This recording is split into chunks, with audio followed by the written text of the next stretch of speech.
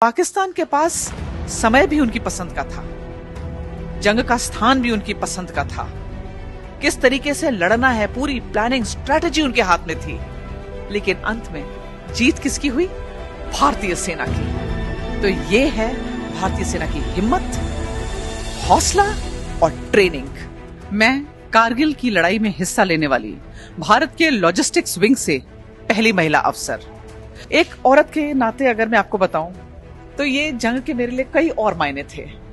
मेरे पति इस जंग में हिस्सा ले रहे थे, तो एक पत्नी के नाते मेरा ध्यान उनकी ओर था। मेरा एक 3 साल का बेटा मेरे साथ था और मेरे मन में हमेशा यह ख्याल आ जाता था कि अगर दुश्मन की गोलाबारी से कहीं मेरे पति और हम दोनों चले गए तो इस बच्चे का क्या होगा। और एक 6 महीने का बच्चा मेरे पेट में उस समय पल रहा था और शायद उसके बारे में सोचने का तो मेरे पास समय भी नहीं था।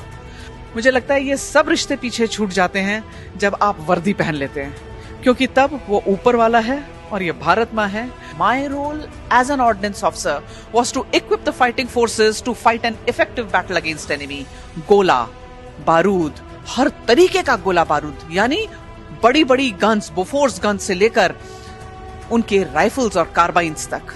तो एक फौजी तब तक लड़ाई कर सकता है जब तक उसके बंदूक में गोली है और उसके पेट में रोटी है।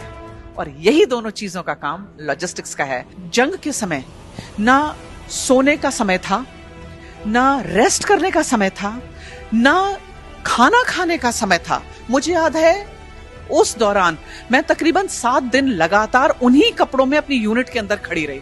इनके हारे हार है, मन के जीते जीत। ये शरीर, आपका जेंडर, भारतीय सेना के अंदर ये कुछ मैटर नहीं करता।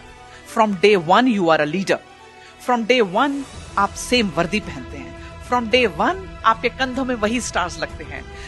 पहले दिन से ही आप वही सैल्यूट करते हैं और वही सैल्यूट आपको मिलता है।